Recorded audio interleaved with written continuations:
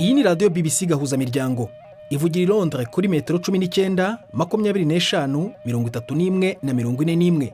Ivugira ku mirongo ya FM mu karere k'ibiyaga bigari no kuri interineti kuri bbcgahuza.com.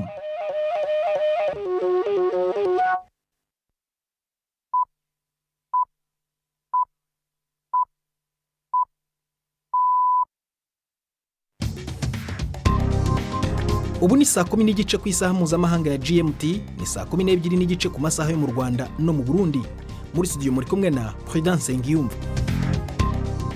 Mwiriweho uteze amatwi BBC Gahuzamiryango aho uri hose ku isi, kaze kuri radio, kuri Facebook live ndetse no ku mirongo migufi ya shortwave. Dore inyigo z'ingenzi z'amakuru turambura mu kanya kuri uyu wa Gatanu tariki ya 13 z'ukwa 9 2019. Umuryango wa Robert Mugabe wahoze ari perezida wa Zimbabwe usa n'uwatsinze impaka warumo na guverinoma zishingiye kumenya ahantu n'igihe azashyingurirwa.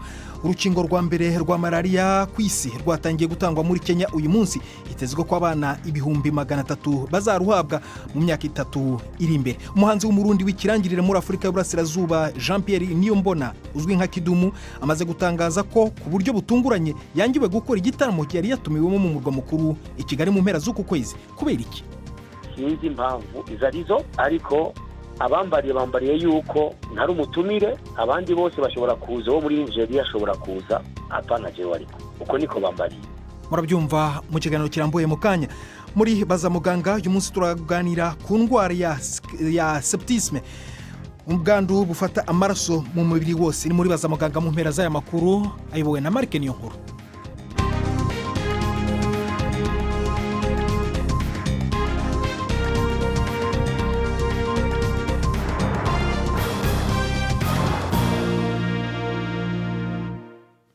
Ibi byose n'ibindi bikubiye muri aya makuru ni mu kanya nyuma y'ingingo z'andi makuru ya BBC mugezweho na Yusuf Mugenzi.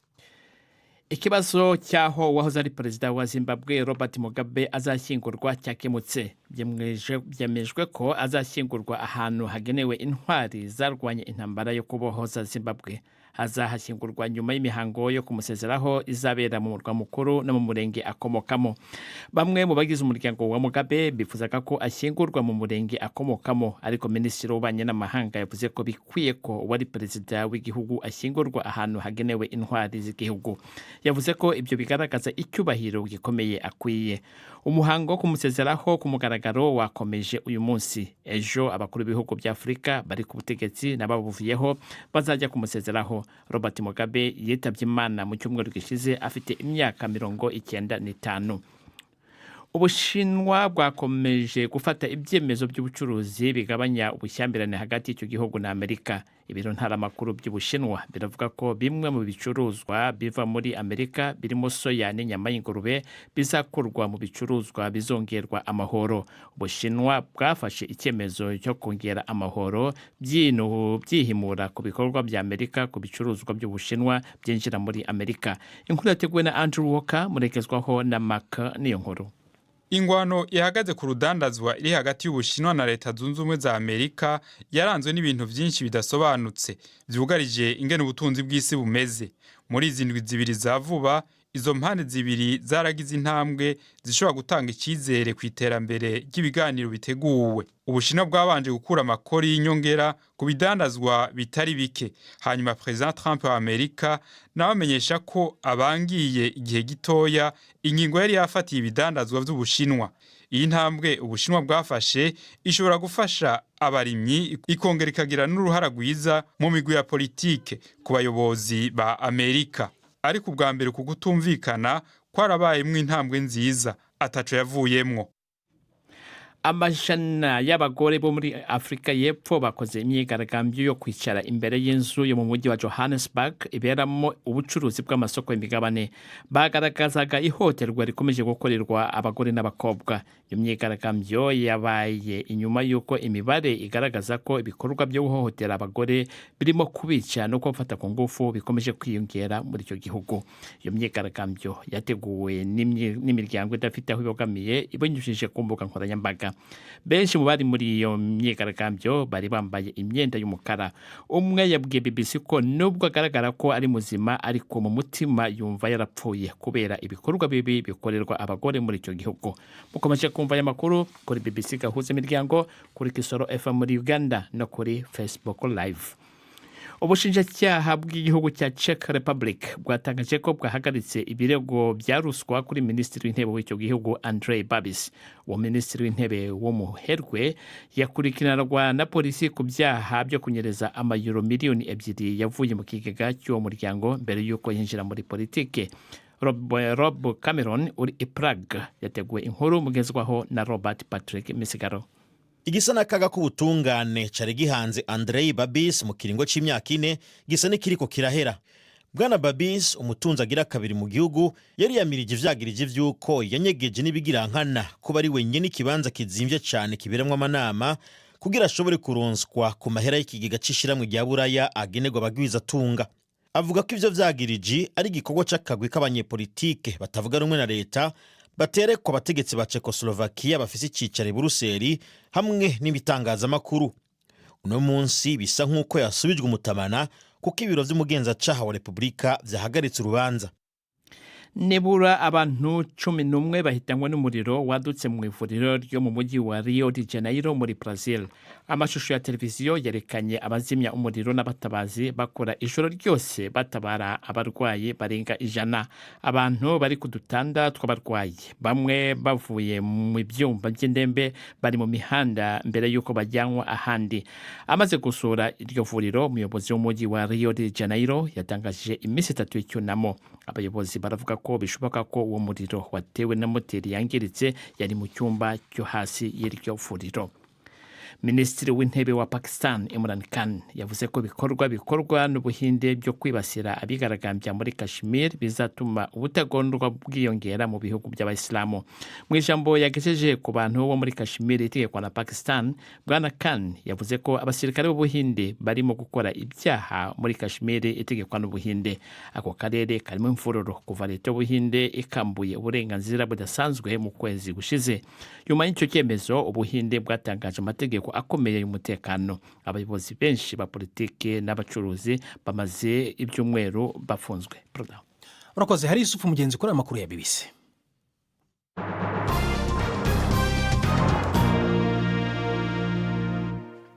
Amakuru arambuye tuhere mu gace k'amajyepfo y'umugabane wa Afurika. Umuryango wa Robert Mugabe wahoze ari perezida wa Zimbabwe usa n'uwatsinze impaka wagiranaga na guverinoma y'icyo gihugu zishingiye kumenya ahantu n'igihe azashyingurirwa. Televiziyo ya leta iri kuvuga ko perezida uri ku butegetsi Emerson Mnangagwa yemeye ko ubushake bw'umuryango wa Mugabe bwubahirizwa. Umurambo wa Bwana Mugabe uzerekanwa muri stade Iharare ku nshuro ya 2 mu murwa mukuru kuri uyu wa Gatanu. Inkuru ya Andrew Harding murayumva mu ijwi rya Mark niyo nkuru. Kwabaye ugupinzanya ingufu kubi cyane hagati y'izo mpande zibiri.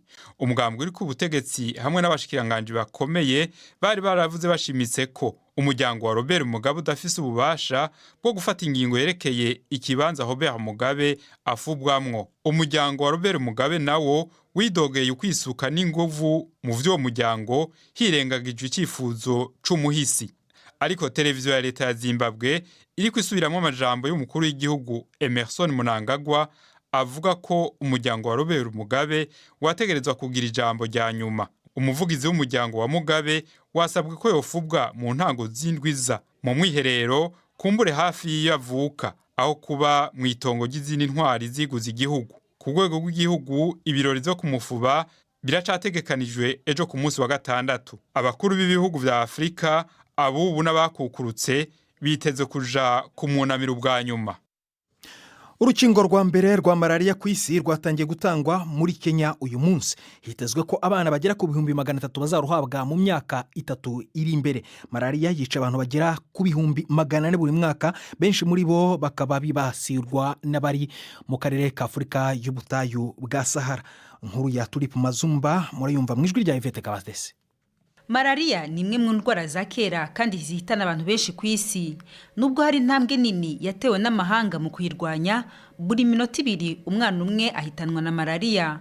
Cyakora kuri ubu Kenya ibaye igihugu cya gatatu mu gutangiza urukingo rwa mbere rwa malaria ku isi mu rwego rwa gahunda yagutse y'igerageza ryago yamaze gutangizwa muri Malawi na Ghana. Urwo rukingo rwiswe RTS rwamaze imyaka 30 rukorwa, rukaba rufasha ubudahangarwa bw'umubiri guhangana n'udukoko twa malaria umuntu yandura igihe arumwe n'umubu.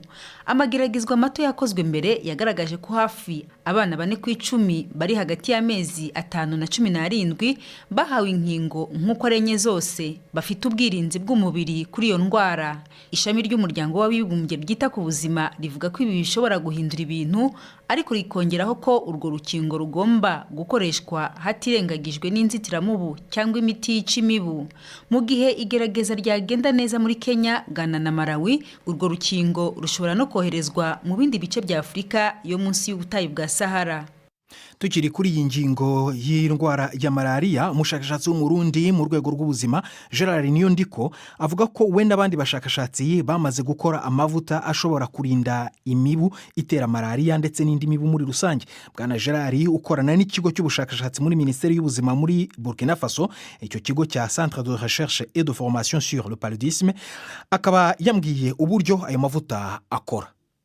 Ntumbero twe dufise niyo kwiyumvira ingene umuntu yokingira abantu imibu mu kurwanya malaria afatiye ku bintu by'imibereho ya misi yose. Bwa mbere twari twiyumviye isabuni, ariko mu nyuma tugize gutahoza mu banyagihugu dusanga pomade icyo twokwita amavuta niyo yogira inguvu nyinshi mu gukinga malaria kurusha isabuni. Pomade twasohoye yitwa Maya. Gira ngo koko iyo sabune yigeze kuvugwa ariko yaje guhagarara.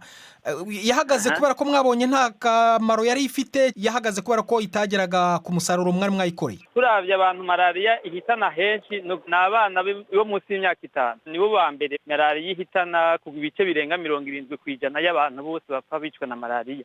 Ukacushira ko abagore bafise imbanyi ifatishirwa twagize ino baroga nivyo barakoresha isabuni, mugabo mu mibereho ya misi yose bahejeje koga cyane abana baca basiga pomade ya beurre de karité.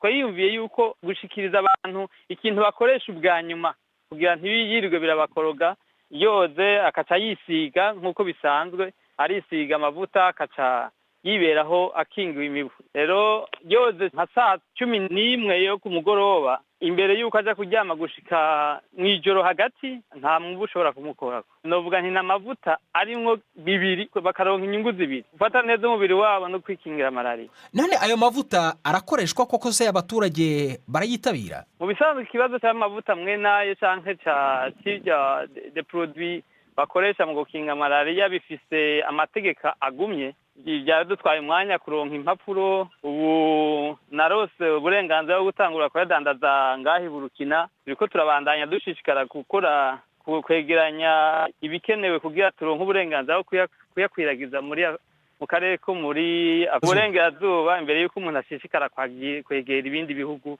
Intumbero dufise niyo gukingira abanyafrika bose bafite ikibazo kimwe. Nendaga kukubaza niba nk'ishami ry'umuryango w'abibumbye rishinzwe kurwanya indwara ku isi OMS ryari ryemera ayo mavuta koko ashobora gukingira malaria. Muri uwo mwaka OMS akarere ka Afrika karagize ihiganwa ryo kuraba abantu bariko barakora ibintu byo gukingira abanyagihugu mu gukinga indwara zikunda gufata abanyafrika.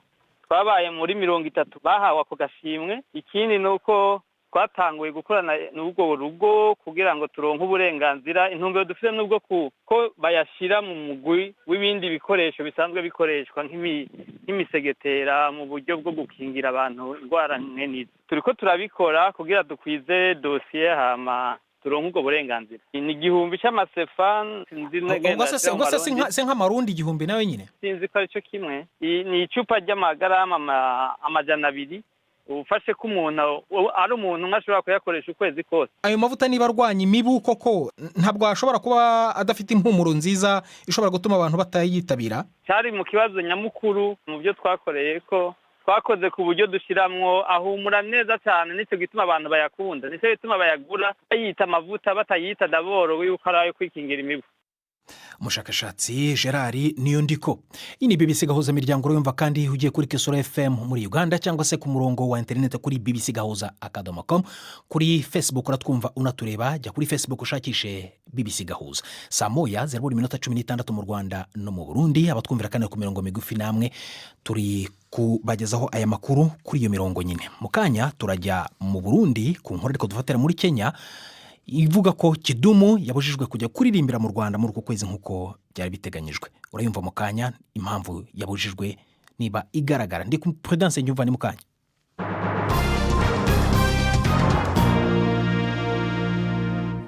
Duhere mu Rwanda, amakuru atangazwa n'ibinyamakuru byo muri icyo gihugu aravuga ko Uganda yaraye igejeje ku mupaka w'icyo gihugu abanyarwanda barenga 30 bari bamaze amezi arenga 2 bafungiye muri Uganda.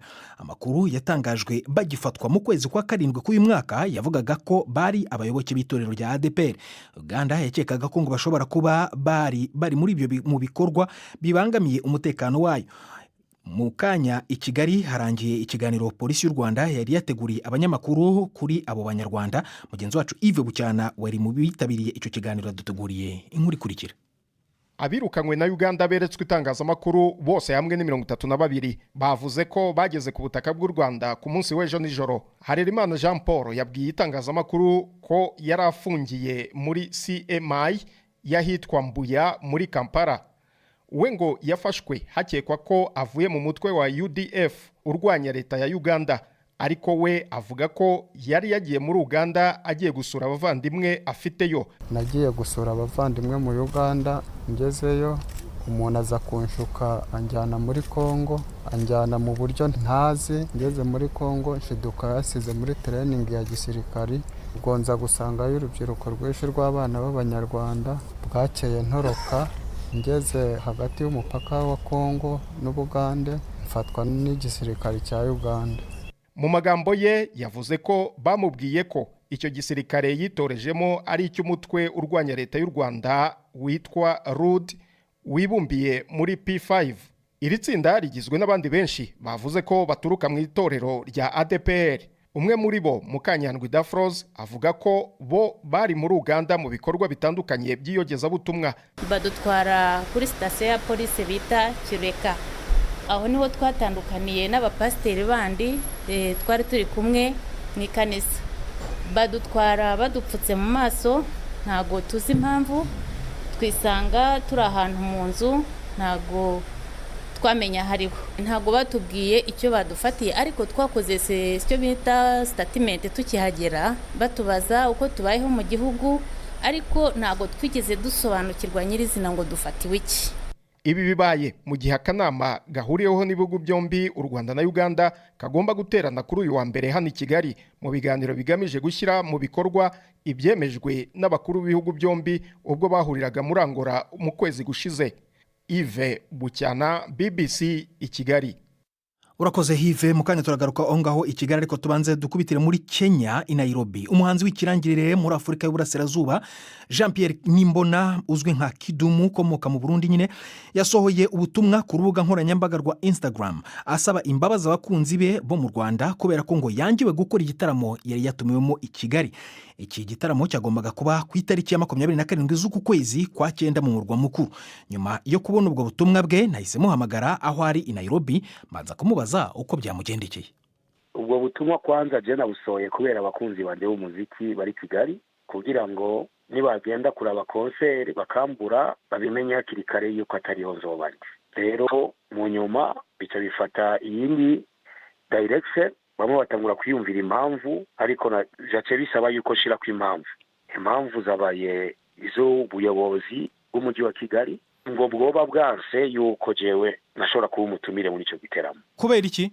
Nta mpamvu jewe ubwanje ndahabwa, yaba kuri polisi cyangwa kuri abo bayobozi. Jewe abantumiye nibo bampaye ubutumwa yuko banyangiye. Kuko ndabona mu butumwa wanditse mu rurimi rw'icyongereza wavuze ko ku mpamvu utaramenyeshwa abategetsi babishinzwe batari bagusobanurira impamvu utazakora igitaramo cyari giteganyijwe. None uhera he uvuga se ko ari abayobozi b'umujyi wa Kigali? Banyene kuntumira bari barindiriye yuko bahabwa inyishu kuri meya cyangwa kuri vice mayor. iyo niyo conversation yanje ya nyuma. None se wowe hari impamvu waba ukeka yatuma koko ubuzwa kujya gutarama nk'uko byari biteganyijwe? Oya, nta munsi ndagira ingorane mu gihugu cy'u Rwanda. Merukayo no mu kwezi kw'icenda nariyo, ariko mu kwa 12 ndibuka yuko ari igiteramo bigeze guhagarika mu buryo novuga ko butunguye cyane. Nari mvuye Bujumbura cyanca mu Rwanda, mvuye Bujumbura ninjiye mu Rwanda, umuntu umwe aravuga yuko no kirarangiwe,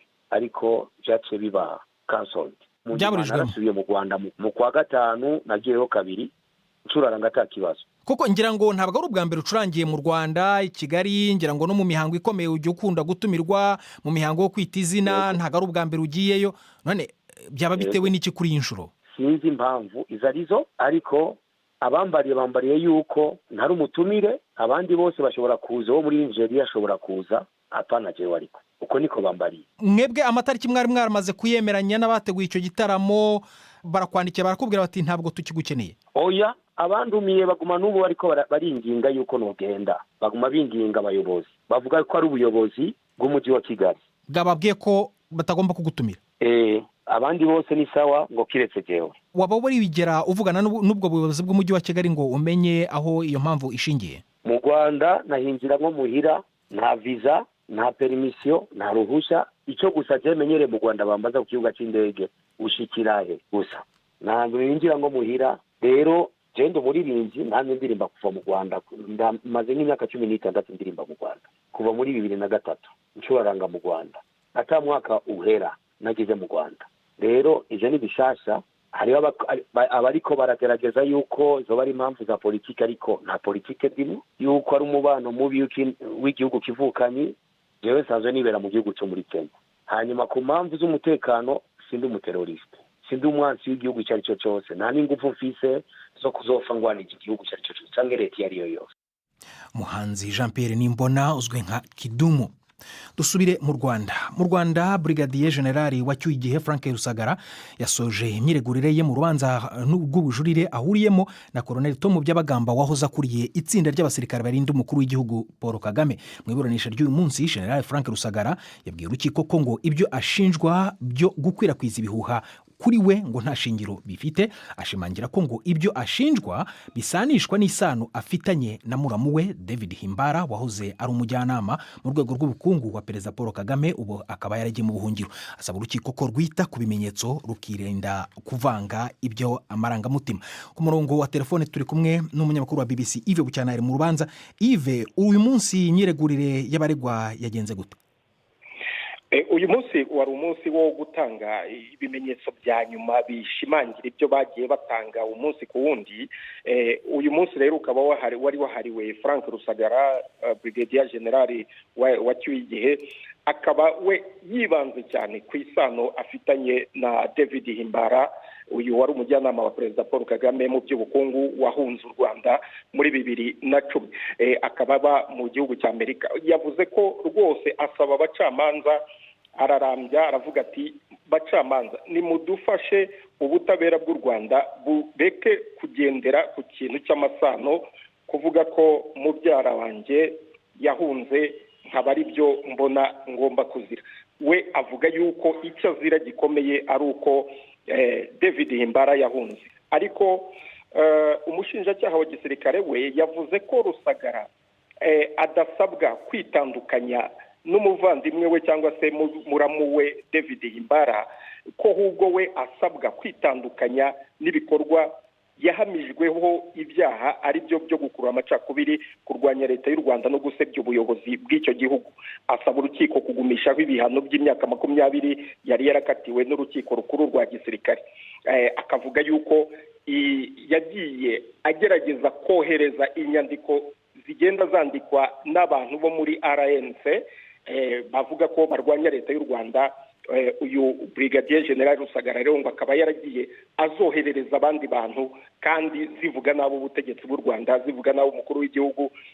Umushinjacyaha akavuga ati ese ibi bintu bigeze kuri rubanda byitwa iki, cyangwa se rubanda yabifata gute? Naho rero ho bahera bavuga yuko ibyaha yari yarahamijwe yabikoze nkana, kandi biganisha ko biganisha ku macakubiri ku banyarwanda.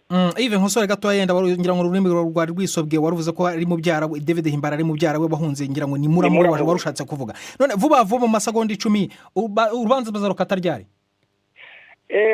Urubanza umucamanza yavuze ko ruzasomwa ku itariki 15 z'ukwezi gutaha, avuga yuko ari urubanza runini, urakoze atashobora kubaho igihe kiri munsi y'icyo ngicyo. Urakoze cyane Ive Bucyana kuri iyo nkuru, turakomeza kuyikurikirana. Mbere kujya muri baza muganga mbabwire ko imvo n'imvano y'ejo izibanda ku kibazo cy'impaka ziri ku Bwongereza bushaka kuva mu muryango w'ubumwe bw'Uburayi EU. Reka none twumve Ivete Kabatesi mu kiganiro cyabaza muganga.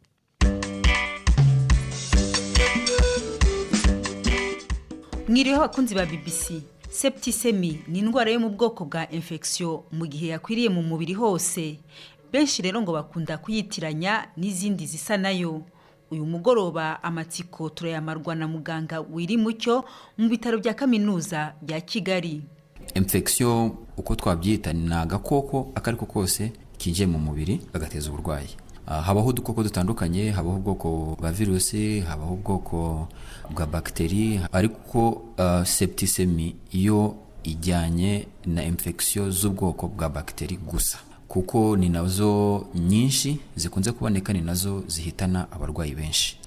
Agakoko ko mu bwoko bwa bakteri gashobora kwinjirira mu bihaha umuntu arwaye umusonga, gashobora kwinjirira ku ruhu umuntu arwaye nk'igisebe, gashobora kwinjirira mu muyoboro w'inkari umuntu afite infection mu muyoboro y'inkari, cyangwa se mu nda umuntu afite uburwayi bwo mu nda, urugero wenda nka typhoid. Ako gakoko iyo kageze mu maraso gakwirakwira mu mubiri hose, noneho kagateza ibimenyetso bikomeye, ari nabyo bituma ubu burwayi ari uburwayi bukomeye cyane. Kwari za infection nyinshi, ibimenyetso bitandukanye n'izindi infection zo mu maraso n'iziye. Uburyo bwo kubimenya ni uko dufata amaraso tukayahinga, ibyo twita culture, ku buryo akenshi mu minsi 3 ibisubizo biba byabonetse. Tukagerageza n'imiti itandukanye kugira ngo turebe umuti ushobora kwica izo bakteri, ari byo twita antibiogramme. Ibyo ngibyo bidakozwe ntabwo wavura umurwayi neza, kuko ntabwo wabuzi ubwoko bwa bakteri afite n'uburyo imiti ikora kuri izo bakteri. Nyamara tukunda kumva ko abantu bajya kwa muganga bakavuga ngo babasanze mu infection, babapimya ko kanya infection yo mu maraso. Ubwo se mwabisobanura gute nka muganga? Ushobora kugira infection yo mu bwoko bwa virusi itera ibicurane isanzwe yitwa rhinovirus. Ubusanzwe iriya irikiza, ariko iyo ukirwara uba ufite ibimenyetso, umuriro, uba ufite gutengurwa, ushobora kurwara umutwe. Niyo mpamvu uhuriza hamwe ibimenyetso, warangiza ugakora n'ibizami byo kugira ngo umenye ko umuntu afite infection mu maraso cyangwa se atayifite. Naho ibyo bizami utabikoze wisanga hari abarwayi benshi cyane baba bafite uburwayi busanzwe nk'ubwo ngubwo bwa grippe bwikiza, cyangwa se baba bukeneye gusa kuruhuka cyangwa gufata utuntu two koroshya ibimenyetso. Ubasanga abo ngabo ubabwiye ko bafite infection mu maraso, ubwo bivuze ko uri bunabahe imiti ikomeye yo mu bwoko bwa antibiotique, kandi tuzi neza ko iyo utanga imiti bitari ngombwa utuma hari udukoko twinshi dukura tudakorana n'iyo miti, mbese iyo miti idashobora kwica. Noneho ugasanga ahubwo noneho turi kugenda twongera umubare w'ama infection adashobora kuvurwa n'imiti isanzwe, kubera ko tuyitanga kenshi bitari ngombwa. Iyo infection ya septicemia yakuye mu maraso hose, iturutse mu bihaha nk'uko mwabivuze n'ahandi, iravurwa mu by'ukuri? Iravurwa. Iyo tukiyikeka tubona umuntu afite ibimenyetso bikomeye bishobora kumuhitana, wenda nk'umuvuduko w'amaraso wagabanutse cyane, cyangwa umuntu yatangiye gutakaza ubwenge, icyo gihe tumuhereza antibiotique twita broad spectrum, no kuvuga ngo zica bakteri nyinshi zishoboka, ariko noneho tukohereza amaraso kugira ngo ahingwe, ariko noneho n'ahantu dukeka ko izo microbe zishobora kuba zinjiriye, naho tukohereza ibizami byaho. Dushobora kohereza igikororwa, dushobora kohereza inkari, dushobora kohereza amazi yo mu ruti rw'umugongo nk'igihe dukeka mugiga. Noneho igihe twabashije kubona agakoko kateje ubwo burwayi, tukabona n'umuti ukorana neza, uwo muti wica utwo dukoko, noneho niwo duhereza umurwayi. Mwakomeje kwishora guterana mugiga, ntabwo icyo gihe bigora kwivura iyo bigezaho? Iyo agakoko kinjiye mu mubiri, umubiri ugerageza kukarwanyiriza aho ngaho katangiriye, ariko iyo kamaze gukwirakwira kakajya mu mubiri hose, icyo gihe umuntu afite igihe gitoya. kubera ko umubiri noneho urarwana ukarwana agakoko ariko urwana n'ahantu hose mu bihaha imitsi ukuntu ikora bigahinduka ibintu byose ku buryo uba ufite amasaha makeya. Iyo ibimenyetso byaje biba byiza ko umurwayi aza mu bitaro tukamuhereza imiti yo mu bwoko bwa antibiyotike tuyicishije mu mutsi. Rero infection mu maraso nyayo koko ya septicemia nk'uko turi kuyita iyo irihutirwa cyane, iyo itavuwe vuba umuntu ahaburira ubuzima. Muganga Wiri Mucyo wadusobanuriraga ku ndwara ya infection mu maraso igihe yakuriye mu mubiri hose. Twibutse ko dukomeza kwakira ibibazo byanyu ikiganiro gasanduku amabaruwa 2790. Email nayo ni bazamuganga@gmail.com. Muramukeho. Urakoze Yvette Kabatesini nawe usoje amakuru yacu yo kuri wa gatanu. Niba utashoboye kuyumva jya kuri bbc.gahuza.com cyangwa se ujye kuri Facebook ushakishe BBC Gahuza. Mwakoze guhitamo BBC Gahuzamiryango.